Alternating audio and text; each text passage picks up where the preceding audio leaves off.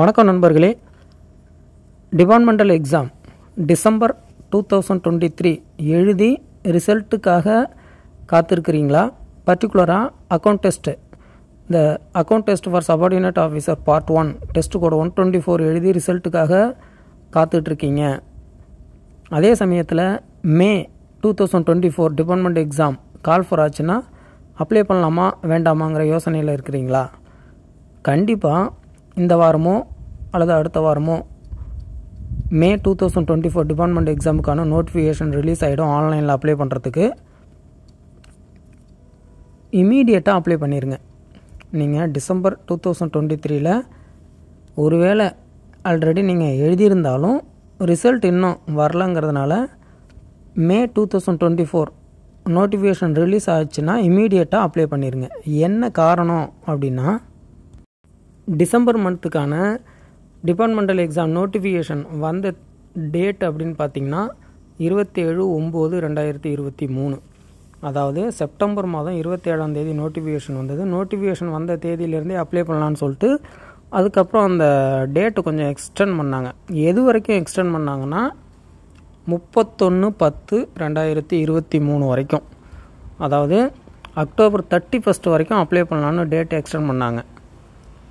ஆனால் அதற்கு முந்தைய, அதாவது மே 2023 அந்த எக்ஸாமுக்கான ரிசல்ட்டு அப்படியே கொஞ்சம் கொஞ்சமாக ரிலீஸ் பண்ணி எது வரைக்கும் ரிசல்ட் அப்படியே அப்டேட் பண்ணிக்கிட்டே இருந்தாங்க அப்படின்னு பார்த்தீங்கன்னா 30/10/2023 வரைக்கும் அப்டேட் பண்ணாங்க. அதாவது டெஸ்ட் கோட் 124க்கு ரிசல்ட்டே வந்து பார்த்திங்கன்னா மே மந்த்து 2023 மே மந்த்துக்கான டிபார்ட்மெண்ட் எக்ஸாமுக்கான ரிசல்ட்டு 30/10/2023 அன்றைக்கி தான் வருது. ஆனால் டிசம்பர் மந்த்து 2023க்கான எக்ஸாமுக்கு அப்ளை பண்ணுறதுக்கு லாஸ்ட் டேட்டு 31/10/2023. 24 ஹவர்ஸ் டைம் தான் இருந்துச்சு. அதில் அந்த முதல்ல எழுதின எக்ஸாமில் பாஸாக ஃபெயிலாக அப்படின்னு தெரிஞ்சு அடுத்த எக்ஸாமுக்கு அப்ளை பண்ணலாமா வேண்டாமான்னு முடிவு எடுக்கிறதுக்கு 24 ஹவர்ஸ் தான் டைம் இருந்தது. ஸோ அந்த ஒரு நாளில் அந்த ஏதாவது ஒரு கேண்டிடேட்டுக்கு குடும்ப சூழல் காரணமாகவோ உடல்நிலை காரணமோ ஏதோ ஒரு தவிர்க்க இயலாத அந்த ஒரு நாள் வந்து மிஸ் பண்ணிட்டீங்கன்னா அடுத்து நீங்கள் வந்து பார்த்திங்கன்னா 6 மாத காலம், கிட்டத்தட்ட 7 மாத காலம் வெயிட் பண்ணுற மாதிரி இருக்கும் அடுத்த எக்ஸாம் எழுதுறதுக்கு. ஸோ இந்த முறையும் அந்த மாதிரி இருந்துடாமல் மே மந்த்துக்கான நோட்டிஃபிகேஷன் வந்தது அப்படின்னா இமீடியட்டாக அப்ளை பண்ணிடுங்க. ஒருவேளை டிசம்பர் மந்த்துக்கான ரிசல்ட் பர்டிகுலராக அந்த 124 டெஸ்ட் கோடுக்கு ரிசல்ட் வர லேட் ஆச்சு அப்படின்னா நீங்கள் மே மந்த்துக்கு நோட்டிஃபிகேஷன் எக்ஸாம், அதாவது டிபார்ட்மெண்ட் எக்ஸாமுக்கான மே மந்த் நோட்டிஃபிகேஷன் வந்த உடனே அப்ளை பண்ணிடுங்க.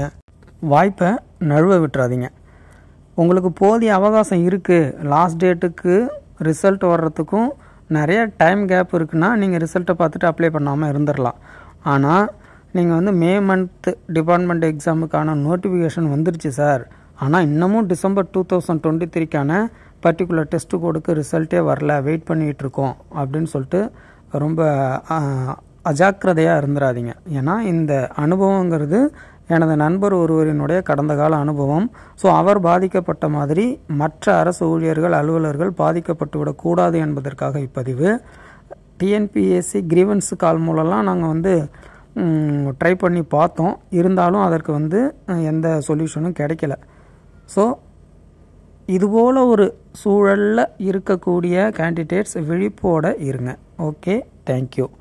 நீங்கள் ரிசல்ட்டு பார்க்கும்பொழுது, டிபார்ட்மெண்ட் எக்ஸாமுக்கான ரிசல்ட்டு பார்க்கும்போது உங்கள் டெஸ்ட் கோடுக்கு நேராக பி அப்படின்னு இருந்தால் பாஸ், எஃப்னா ஃபெயில், எக்ஸ்னா பார்ஷியல் ஆப்ஷன், அதாவது உங்களுக்கு அப்ஜெக்டிவ் டிஸ்கிரிப்டிவ்னு இருந்திருக்கலாம். ஏதாவது ஒரு ஆப்ஷன் நீங்கள் எழுதியிருப்பீங்க, ஒரு எக்ஸாமுக்கு ஆப்சண்ட் ஆகிருப்பீங்க. அந்த மாதிரி இருந்தால் அது பார்ஷியல் ஆப்சண்ட் எக்ஸுங்கிறது. ஏங்கிறது கம்ப்ளீட்டாக அந்த எக்ஸாமுக்கே நீங்கள் போகாமல் ஆப்சண்ட் ஆனது. ஆறுங்கிறது சம் ரீசனால் ரிஜெக்ட் ஆனது. ஐங்கிறது இன்வேலிடேஷன். டபிள்யூங்கிறது வித்தல்டு. ஈங்கிறது எக்ஸம்டட். உங்கள் டிபார்ட்மெண்ட் எக்ஸாம் டெஸ்ட்டு கோடை உங்கள் ரிஜிஸ்டர் நம்பரை போட்டு டெஸ்ட்டு கோடுக்கான ரிசல்ட்டில் எதுவுமே இல்லை, பிளாங்காக இருக்குன்னா இன்னும் உங்கள் டெஸ்ட் கோடுக்கான ரிசல்ட் வந்து அனௌன்ஸ் செய்யப்படவில்லை, வெளியிடப்படவில்லை என்று அர்த்தம். அதாவது மே 2023 எக்ஸாமை எழுதி 30/10/2023 ரிசல்ட்டு பார்த்து சப்போஸ் அதில் ஃபெயிலான ஒருத்தர் அந்த 31ஆம் தேதிக்குள்ளே விண்ணப்பிக்காமல் விட்டுருந்தா அவர் கிட்டத்தட்ட 1 வருட காலம் அடுத்த துறை தேர்வுக்காக காத்திருக்கிறார். போன மே மந்த் எழுதினவர் அடுத்த மே மந்த்துக்கு தான் எழுதுகிறார். இடையில ஒரு 2 or 3 days டைம் கொடுத்துருந்தா கூட டிசம்பர் 2023 எக்ஸாமுக்காக அந்த விண்ணப்பதாரர் விண்ணப்பித்திருப்பார். ஸோ அதுபோல் நீங்களும் பாதிக்கப்பட்டுறாதீங்க. Okay, thank you.